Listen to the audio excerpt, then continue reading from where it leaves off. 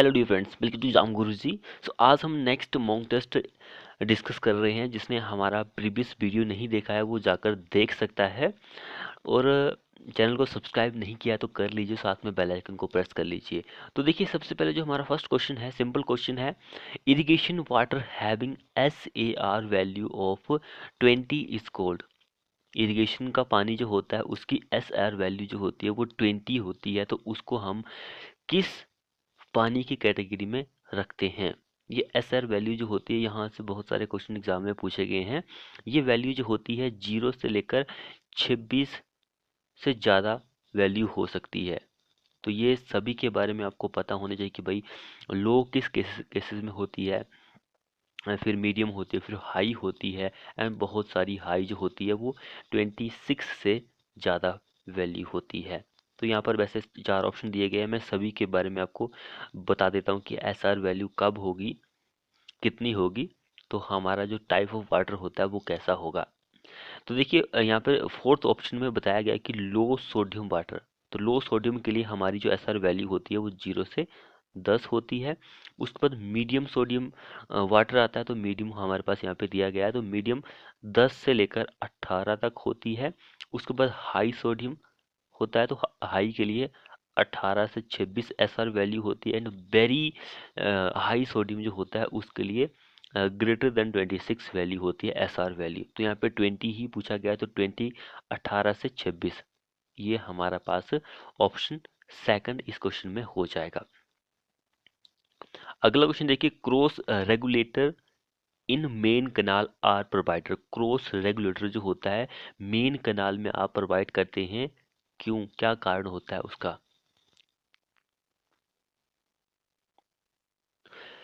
जो cross regulator होता है उसका प्रोवाइड करने का यही रीजन होता है कि जो सप्लाई होती है डाउनवर्ड पेरेंट चैनल जो होता है उसको कंट्रोल किया जा सके। तो यहाँ पर जो हमारा आंसर होगा वो ऑप्शन नंबर 4 इस क्वेश्चन में हो जाएगा। कंट्रोल करने के लिए प्रोवाइड की जाती है।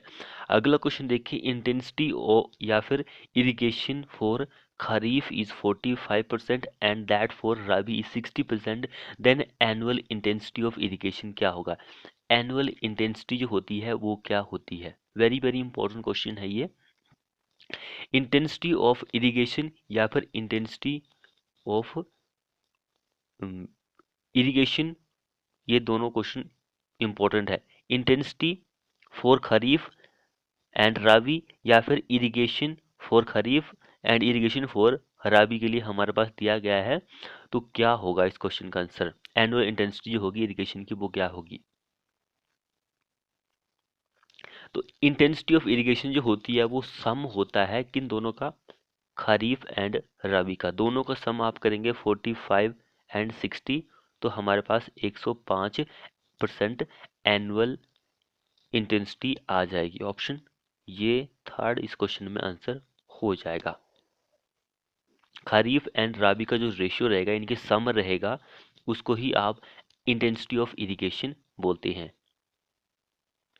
अगला क्वेश्चन देखिए, the ratio of irrigated area under rabi and kharif crops is called. बोल रहा है कि जो आप एरिया इरिगेट करते हैं, चाहे वो रबी के अंदर आता हो चाहे फिर खरीफ के अंदर आता हो, उस रेशियो को आप कौन सा रेशियो बोलते हैं।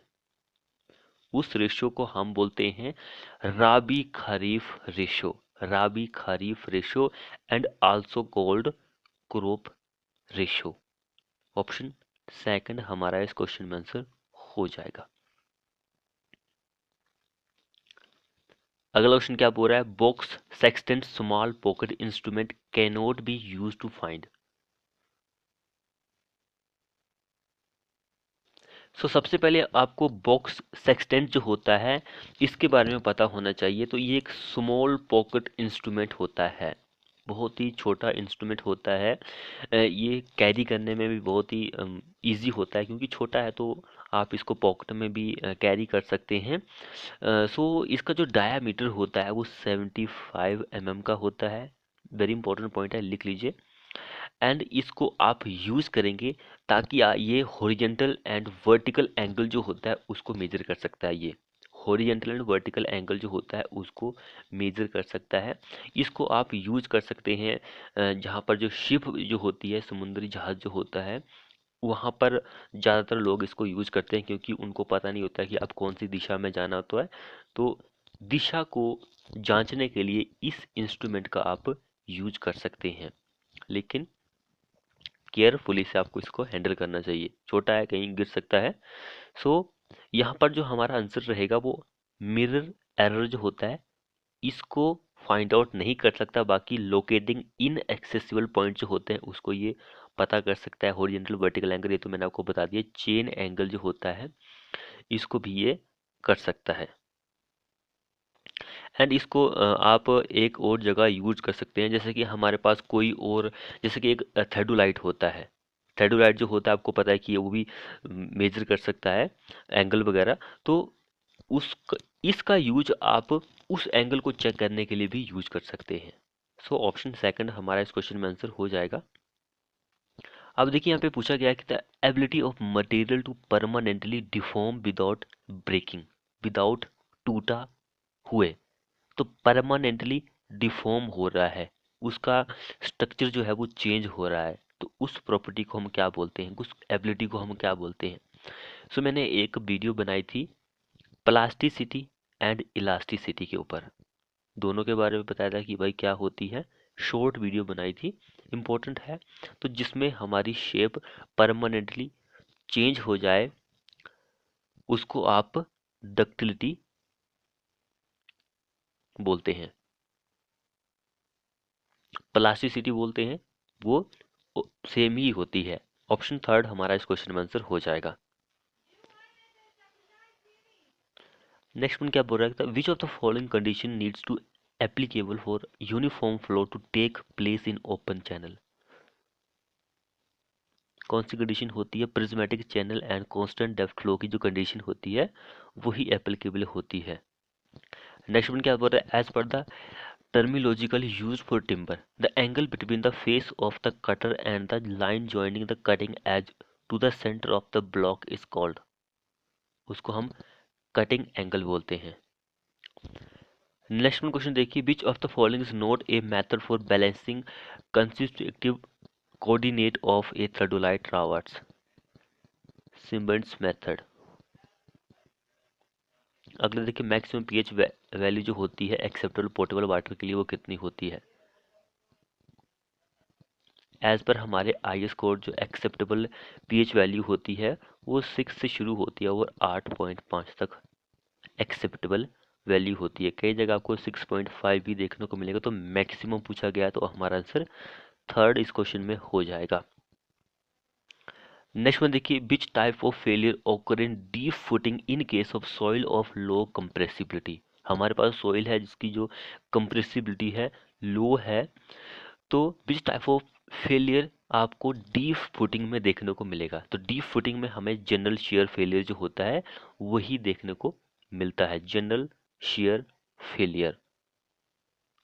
सो हमारे पास एक पंचिंग शेयर फेलियर होता है, इसमें जो कंप्रेसिबिलिटी होती है हाई कंप्रेसिबिलिटी आपको देखने को मिलती है। लोकल शेयर जो होता है इसमें आपको अचानक से फेलियर देखने को नहीं मिलता है। And there is no tilting of footing, ये भी आपको देखने को नहीं मिलता है। दोनों पॉइंट इंपॉर्टेंट है, एग्जाम के पॉइंट ऑफ व्यू से देख लीजिएगा। अगला देखिए, what is the effect of negative skin friction on the load carrying capacity of pile foundation. So जो फाउंडेशन होती है पाइल की उसका नेगेटिव स्किन फ्रिक्शन का ये इफेक्ट पड़ता है कि उससे क्या होता है कि decrease the load carrying capacity जो होती है वो कम हो जाती है, लोड को कैरी करने की क्षमता जो होती है वो कम हो जाती है। सो देखिए क्वेश्चन क्या बोल रहा है, if a surveying drawing is prepared at a scale of 1 centimetre 4 metre then what will be the fractional scale. Fractional scale क्या होता है, यहाँ पर एक RF से भी क्वेश्चन पूछा जाता है। RF क्या होता है, रिप्रेजेंटेटिव फ्रैक्शन। तो ये रिप्रेजेंटेटिव फ्रैक्शन जो होता है ये डिस्टेंस ऑन मैप, मैप पर कितनी डिस्टेंस है एंड ग्राउंड पर कितनी डिस्टेंस है, उन दोनों का रेशियो जो होता है वो RF होता है। तो यहाँ पे फ्रैक्शनल स्केल जो होता है हमें ये पूछा गया है, तो 1 सेंटीमीटर जो है वो 4 मीटर के बराबर है। तो 1 सेंटीमीटर है तो हमें ये 4 मीटर जो है इसको भी सेंटीमीटर की कैटेगरी में ही लाना पड़ेगा। तो आपको पता है कि 1 मीटर में 100 सेंटीमीटर होते हैं, तो 4 में कितने हो गए 400 सेंटीमीटर। तो 1 ये हमारे पास आंसर आ जाएगा। ये फ्रैक्शनल स्केल हमारे पास आ गया। अगला क्वेश्चन देखिए, slate is a type of, slate किस तरह की रॉक होती है? स्लेट होती है मेटामॉर्फिक रॉक। हमारे पास स्लेट हो गया, मार्बल हो गया, क्वार्टरजाइट हो गया। जब भी किसी रॉक पर हाई हीट या फिर हाई प्रेशर लगता है तो वो चेंज हो जाती है रॉक, तो वो मेटामॉर्फिक रॉक की कैटेगरी में ही आती है। अगला क्वेश्चन क्या बोल रहा है, according to limit state theory and taken by हमारे IS code, the maximum compressive strain in concrete in axial compression. Axial compression के लिए हमारा जो स्ट्रेन होता है वो ये होता है। इस पॉइंट को आप याद रखिए। अगला क्वेश्चन देखिए, slenderness ratio has which of the following dimension. Slenderness ratio के पास कौन सी डिमेंशन होती है?